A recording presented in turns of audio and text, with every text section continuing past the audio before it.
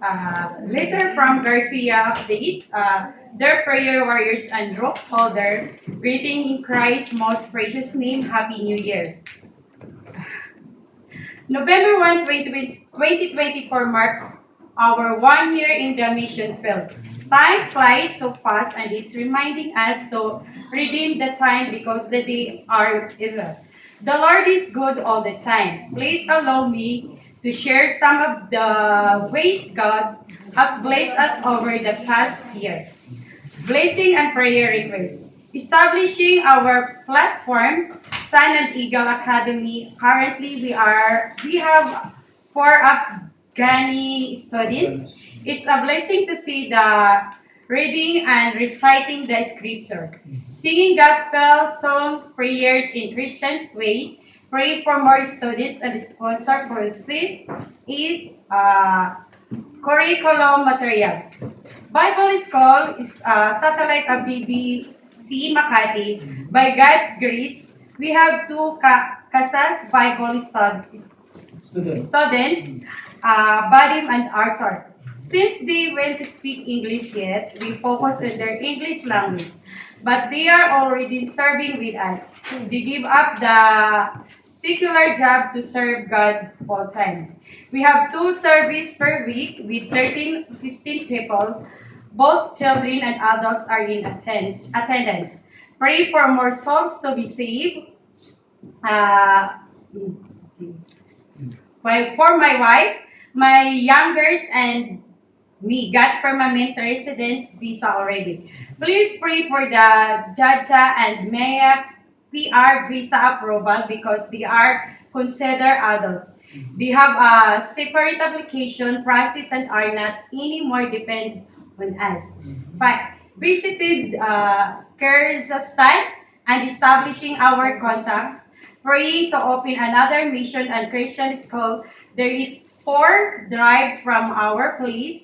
We need a lady or men missionary worker that will be teacher. Amen. Since we started the training for winning the Muslim, witnessing to them is a different experience for us and we need to be well equipped and patient by God's grace. I am already practicing it. Number 7, partner to turn the field upside down of the gospel. God sent the Pistin family, praise God, they got a 1 year visa, pray for their PR visa application and financial provision. 8. Admission of our old daughter Jatem in the University Kasar Russian Medical University. Her prayer is to be a missionary doctor. Please pray that she will be shining light in her school. Pray for God's provision for yearly tuition fees. She is already bringing visitors in our service. Last Sunday of December, she invited 9 medical students from the Pakistan and India. 9 witnessing the different kinds of misnationality, Kazakhstans, Malaysia, Sudanese, Bangladesh, Pakistani, Senegal, and Turkish. One Kazakh is Christians and Turkish and Pakistan got saved little by little. I'm living to witness to the people of this cultural melting pot step in Islam. We saw the great need to have our own property in the Kazakhstan, saying that God has a great plan. Especially when we receive our PR card, we pray and endeavor to buy a property for the ministry. Christian schools for missionary families. The established of amounting to $210,000. By the grace of God, 2 small churches in the Philippines immediately responded and helped us raise 4,500. And our little mission in Kizit sacrificially made a commitment of $13,200. Please pray that the owner will extend this waiting until March. Praying we're able to raise the needed funds to buy this property. This will be our first independent Baptist property in the Central Asia.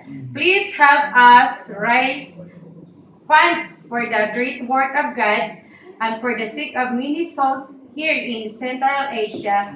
Any amount of support will be a great blessing. My family is so thankful for your fervent prayers and support to us, to God.